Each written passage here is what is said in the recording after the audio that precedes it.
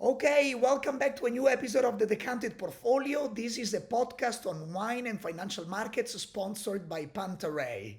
We are at episode number 10. How are you, Bastian? How is life in Singapore? I'm very good, Nico. Happy New Year to everyone. Super excited to start this New Year's together and to talk about wine and financial markets. Of course, happy 2026. This will be from February, the year of the fire horse in the Chinese calendar. Wild year, optimism, energy, expectations. This is Nico, Bastian, co-founders of Pantaray.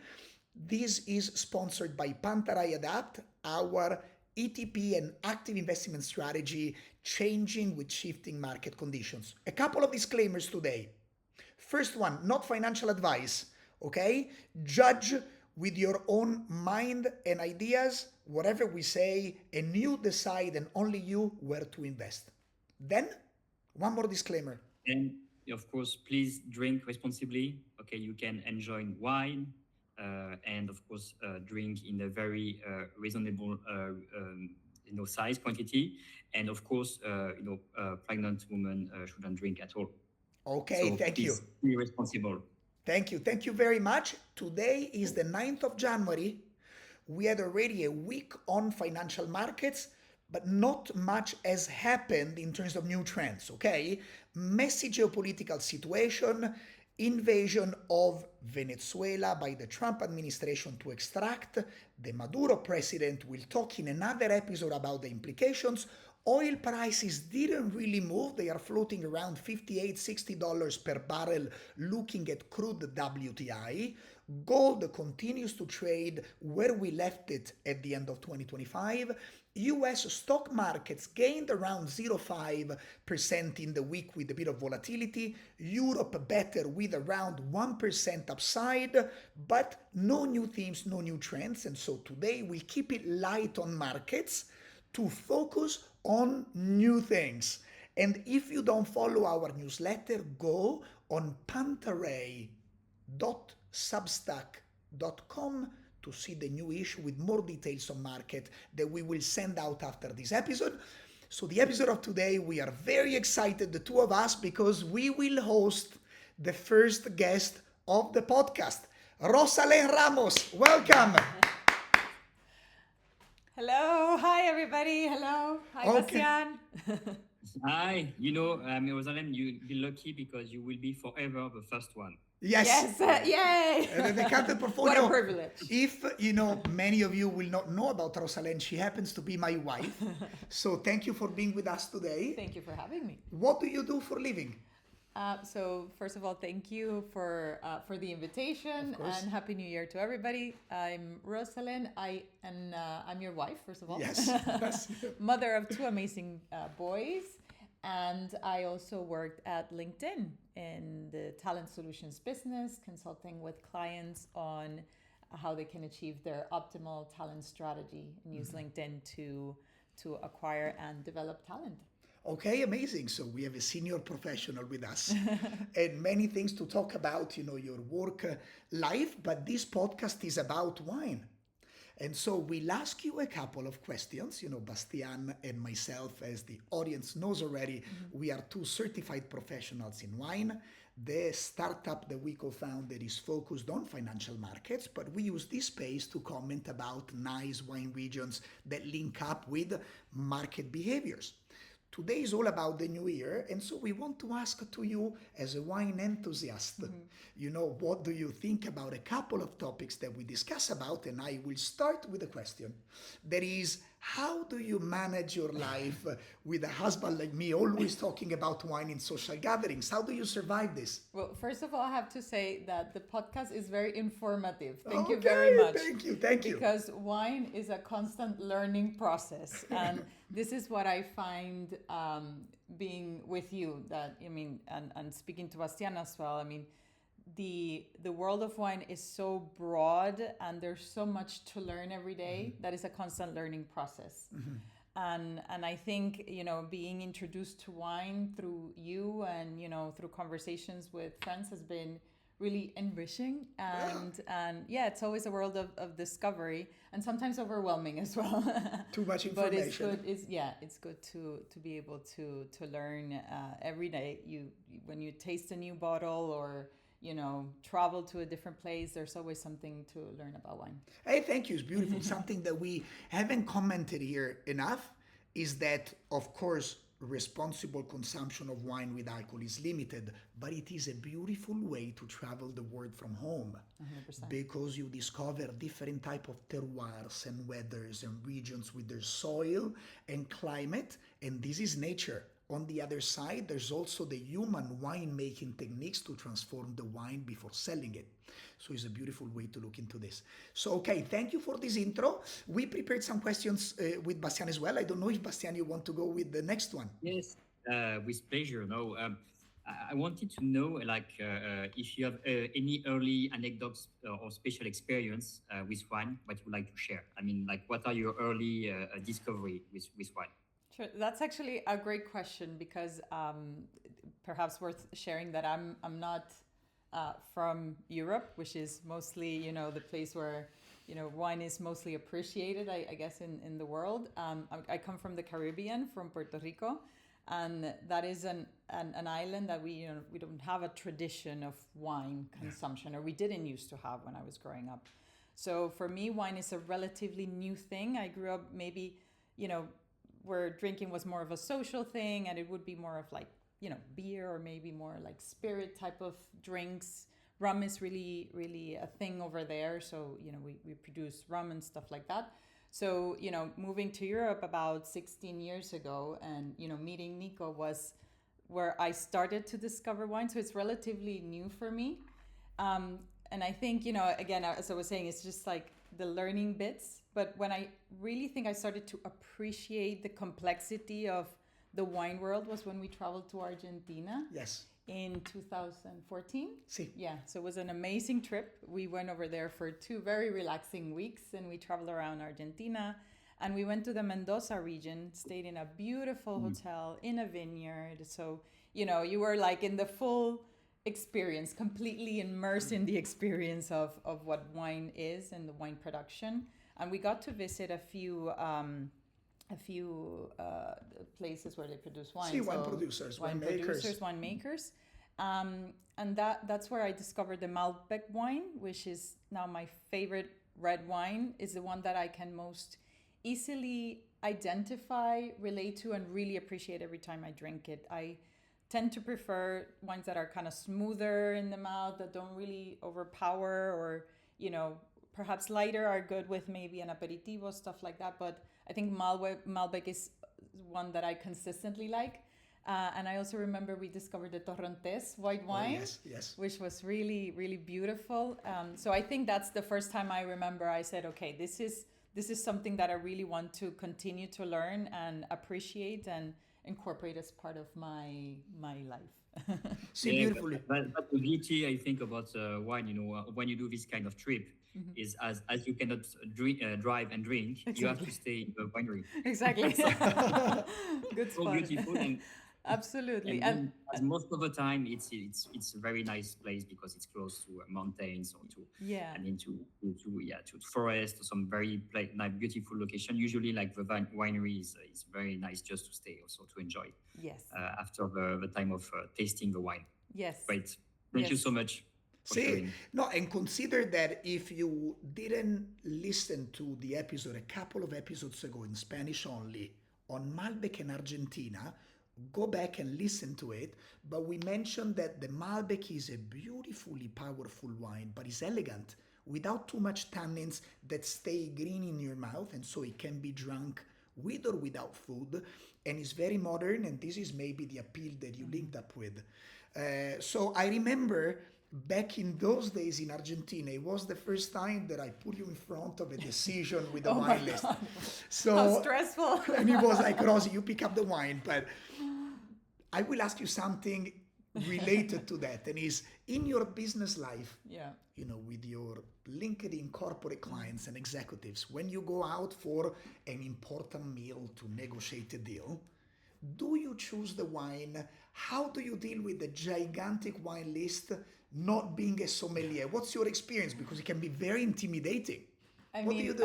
I think being married to you, people assume that I have the same level of knowledge, and that's absolutely not the case. As I was saying before, it's just such a broad, world and things to know and thousands of wines and everything is good. And I think it always depends as well on, the context that you're in, the day, the weather. I just feel it's kind of like, the preference of the people that are sitting with you, the food you're eating, obviously the options you have available in front of you. So it always feels a bit overwhelming to be making that decision. And I guess, sometimes I just try to default to what I know. So I would say Malbec. If I see a Malbec, if I recognize a wine that I've drank before, I would tend to suggest that. Or maybe, if it's a lighter white that people prefer, then I would maybe go with stuff that I know. Or sometimes I would just take a picture of the menu and send it over to Nico and be like, can you please send me what would be the best option? Your own AI system. It's exactly, it's like a living encyclopedia and a Nico GPT type of thing in front of you. But yeah, I mean, it's never an easy decision when you're there. But I guess you learn with practice, right? Yeah. I think the beauty of this interview and why we decided, the three of us, to be together today is that it is fun to learn about new regions, and the information can come from us having studied. But Rosie, as a normal consumer and wine enthusiast, it can be very difficult to know what to buy, what to bring to parties, what is the right price for the right quality. By the way, we will do an episode, I think, dedicated to prices on wines, because quality and taste and preferences don't travel up with the level of prices. So it's really difficult to make a decision. So thank you for this. One question more from Bastian. Yes, I mean, as Nico is Italian, I'm curious to know what is if you have any anecdotes regarding Italian wine, because I'm sure you have a chance to test a lot of Italian wine. 100%. If not on a daily basis. Yeah. I mean, there's so many. I just can't really pinpoint on something, but I do remember that we did a small trip to celebrate our honeymoon in Capri. Yes. This was really special. And I remember sitting at a terrace with a sunset and drinking a really nice wine called Where the Dreams Have No End. Yes. And I guess I remember that wine because, first of all, it was really delicious, very elegant, rounded, complex, all the characteristics that you guys would describe of a good wine. That was a really special wine for me. And I think it was just not just delicious, but also, again, the experience of the where we were at, the context, the surroundings, the feelings that you had at the moment. So I think the special memories are always tied to an experience of wine, and I think that's the ones that I appreciate the most, and the one I certainly remember the most when we think about white wines. We'll talk about it. So Where the Dreams is called now this way, but it was Where the Dreams Have No End, is a white wine produced by Yerman in the northeast of Italy, which is a bomb. Is one of those white wines that can age for 15 years. It's a beautiful bottle. We'll analyze it in a different episode. But yes, that was a beautiful memory. No, thank you. So it doesn't exist in every culture, but the big, beautiful, bold whites that can stand a piece of meat, a T-bone steak, or a grilled fish are always a beautiful sip that can go with or without a meal. Very, very nice. No, good memory. Thank you. Yeah. And now, so I was just going to say that now, apart from if I need to choose a red, like I would go for a Malbec or white wines. I prefer to drink white wines more at this point in my life. And I also really starting to appreciate sake. So sake, yes. I know it's like a whole different world, but it's a Japanese wine. I'm sure you can describe it much better than me. But it's something that we are also discovering that I think is a nice pairing with not just with Japanese food, but with also many other types of food. And it's been a great discovery to have in the past few years as well. See, sake, Amazing. We'll have to do also Probably a chapter different about sake. chapter. It's a different chapter. It's absolutely a wine. It is a wine done by letting rice with the local cozy, how do you say in English, levaduras, lieviti? Yeast. Yeasts, and with local Japanese water that is produced in a multitude different ways, different sub-regions in Japan, different ways to add or not the alcohol. You take the small rice grain and you polish it to different levels, and different polishing rates will lead to a different naming or labeling of the sakes, like the Junmai Jinjus, Junmai Dai Jinjus, and many others, Tokubetsu, Kimoto traditional ways of letting the rice fermenting, and so it's absolutely beautiful. We love sake. I will mention, now that we live in Spain, there's a good friend working in the fields of sake, Pablo Salvioni Alomar, working in the fields. We taste some sakes together and we love it. Yeah. So it's very light and delicate and it's a beautiful experience. Okay, last question on my side. Yes. Any other special wine style that you like, which is not red, white, or the sake, or any specific, I don't want to say region, but type of memory that you have on tannins, or that you have on lighter reds, or that you have on sparklings and bubbles, for example? So what came to mind was sparkling wines. Again, it was a discovery, I think. Culturally, you just associate sparkling wines with a special celebration, like only a specific type of event where you're just celebrating, like New Year's Eve or something like that. But yeah, so I really, really appreciate sparkling wine much more. I think having it at the beginning, certainly before the meal, like during the aperitivo, is incredible. It brings the mood up as well. I like that sparkling feeling before going into the more still wines during the meal. Okay. Yeah, and rosés, I think for summer are ideal. Also very nice. And this is where Very the French are the masters, Yes. in between the Champagne and the Provence wines for the rosé. Yeah. Okay.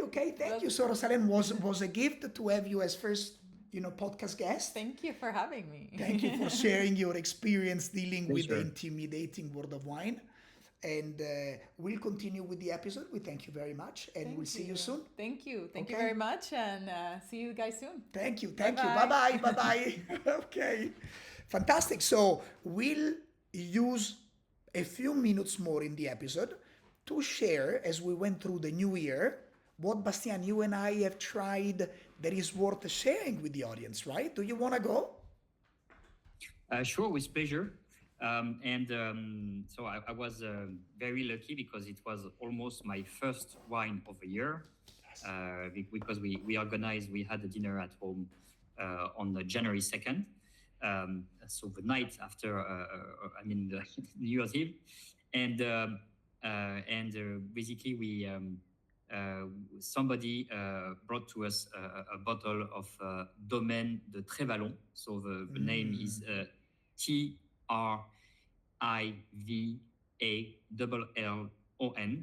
and this wine is a red wine, and it's coming from the Provence region in terms of location, geography, but it's not a Côte de Provence, and this is not a Provence wine. This is an IGP Alpille. So Alpille is the name of a small mountains which is between Avignon and Aix-en-Provence. So of course we are southeast of France.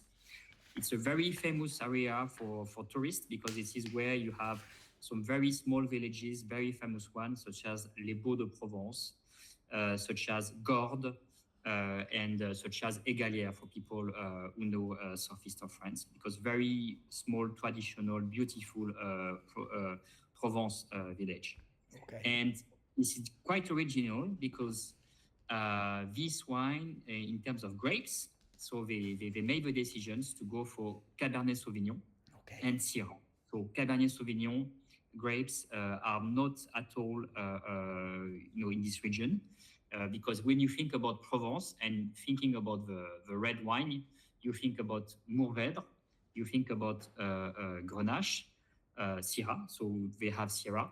Cinsault and Carignan. So this is the most typical wines for red Provence wine. I mean, it's quite confidential. Now, red Provence is roughly 10% of the production, 90% is rosé, is pink wines, but there are still some very good Provence wine. And also here we are talking about Alpille wine, and so the combination of this, Cabernet Sauvignon and Syrah is super interesting.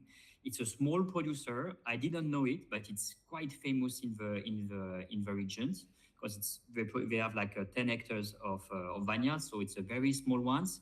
And in terms of nose, it was very intense. Ripe red and black fruit, wild raspberry, cherry, concentrated blackberry because it's a very concentrated wine, I think. And you have also some spice and some herbs.